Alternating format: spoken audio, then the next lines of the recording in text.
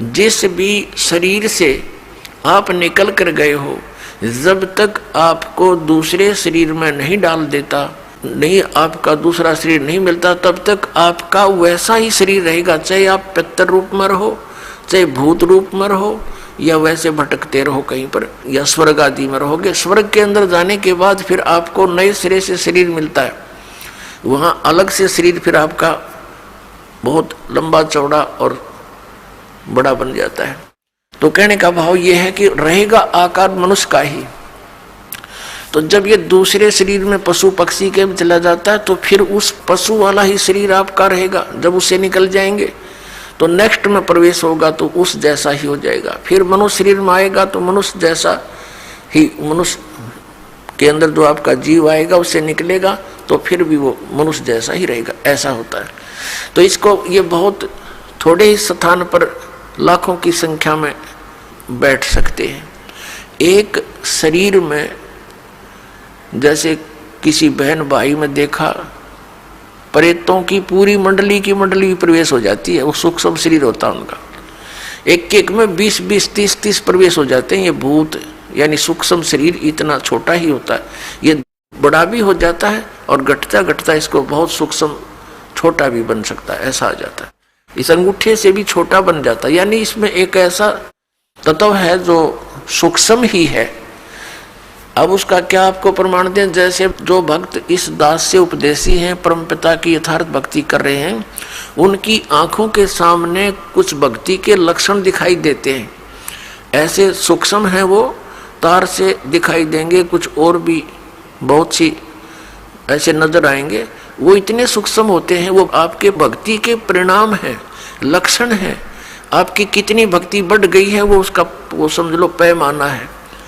और वो इतना सूक्ष्म है कि आप जैसे बस में बैठे हो या गाड़ी में बैठे हो अपनी कार में, और शीशा बंद हो, उस ग्लास से देख रहे हो तो शीशे के बाहर भी दिखेगा आपको, यानी शीशे को भी पार कर जाता है। और अंदर देखोगे तो यहाँ निकट से निकट भी बहुत छोटा भी हो जाता है।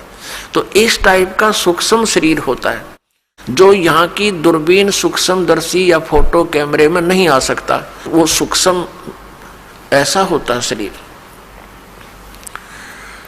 तो पुण्यात्माओं, कई भक्त, कई बहन भाई चिंतित हो जाते हैं।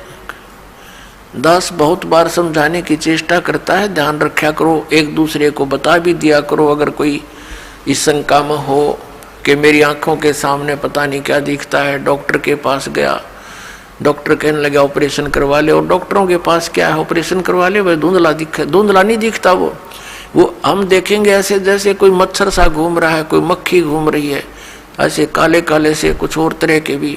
वो तो जैसी जिसकी भक्ति बढ़ती चली जाएगी, वो आपकी भक्ति का पैमाना जैसा अंजन आंजिए चश्मों में दिखंत, जैसी भक्ति करेगा तेरी आंखों के सामने आपको अपनी भक्ति की कमाई दिखने लग जाएगी। ये आपका एक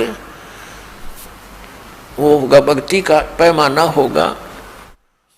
आपका बैंक बैलेंस समझ लो, आप देख रहे हो सामने, तो वो घबरा जाते हैं, हमारे पास भी प्रार्थना करते हैं, जी ऐसा पता नहीं आंखों में क्या हो गया, मुझे तो चिंता बनी हुई है। ऐसे देखते हैं पता नहीं क्या दिखाई देता है, सोचते हैं ना देखूं फिर भी दिख जाता है।